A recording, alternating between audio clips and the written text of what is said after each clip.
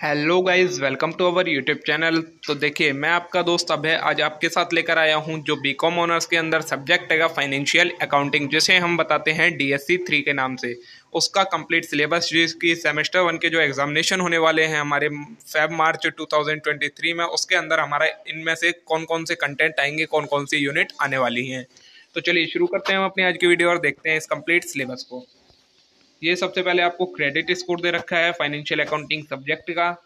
अब हम चलते हैं सिलेबस पर। देखिए, सिलेबस ऑफ डीएससी 3, इसमें हमारी यूनिट नंबर 1 है theoretical framework and accounting process. इसमें दो पार्ट है। ए पार्ट है कंसेप्चुअल फ्रेमवर्क। इसमें हमारी क्या क्या चीजें आएंगी? Accounting as an information system, the user of financial accounting information and their need, an overview of artificial intelligence and data analytic in accounting, और qualitative characteristic of accounting information, function, advantage and limitation of accounting, branches of accounting, basis of accounting, cash basis and accrual basis, capital and revenue expenditure and receipts, event और occurring after the balance sheet date, extraordinary item, prior period item, accounting estimate, accounting policies, fair value, meaning, recognition and disclosure requirement of provision, contingent liability and assets। ठीक है, ये हो गया आपका conceptual framework. अब इसका जो बी पार्ट है, अभी इसका ही ए पार्ट का ही कुछ और बाकी है। इसमें क्या क्या है? Financial accounting principle, meaning and need, general accepted accounting principle, entity money.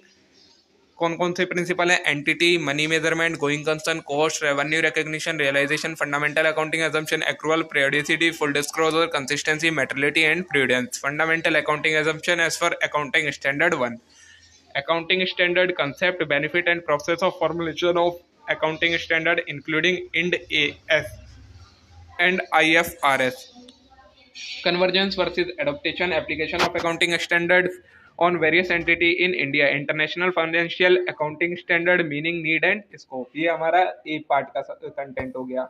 फिर अगर इसी यूनिट 1 का ही बी पार्ट, उसमें क्या है? नाम है उसका अकाउंटिंग प्रोसेस। इसमें हमें क्या क्या पढ़ना है? From the recording of business transaction to preparation of trial balance including adjustment, transfer and closing entry, application of generally accepted accounting principle in recording financial transaction and preparing financial statement, accounting treatment of GST. ये हो गया हमारा part B का content.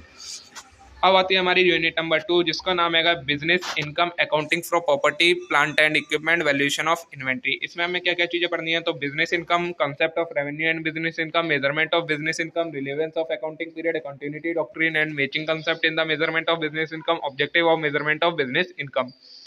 और क्या पढ़ना है? Revenue recognition with reference to AS9, accounting for property, plant and equipment with reference to AS10, impact of depreciation on measurement of business income, accounting for intangible assets with reference to AS26, valuation of inventory with reference to AS2, impact of inventory valuation on measurement of business income by FIFO, LIFO and weighted average method।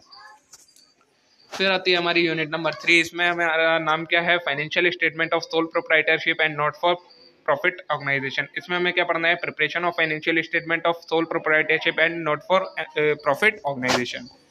फिर आती है हमारी unit number 4। इसका नाम है accounting for inland branches, department and lease. इसमें हमें पढ़ना है accounting for inland branches, concept of dependent branches, branch accounting as per debtor system, stock and debtor system, accounting for department और accounting for lease with reference to AS19। फिर आगे हमारी unit number 5, computerised accounting system. इसमें हमारा क्या है? Computerised accounting system, computerised account by using any popular accounting software, creating a company, configure and feature setting, creating accounting ledger and groups, creating stock items and group, voucher entry including GST, generating report, cash book, ledger account, trial balance, profit and loss account, balance sheet, cash flow statement, selecting and shutting a company, backup and restore of data of a company. तो देखिएगा, हमारी semester 1 के examination में total 5 unit आनी है financial accounting के अंदर। जो पांचों की पांचों यूनिट का सिलेबस मैंने आपको बता दिया है, क्या क्या इनके अंदर का कंटेंट आपको पढ़ना है। अगर आपको वीडियो अच्छी लगी हो तो वीडियो को लाइक जरूर करें और चैनल को जरूर सब्सक्राइब कर लें इस टाइप के और इम्पोर्टेंट कंटेंट के लिए। तब तक के लिए थैंक यू।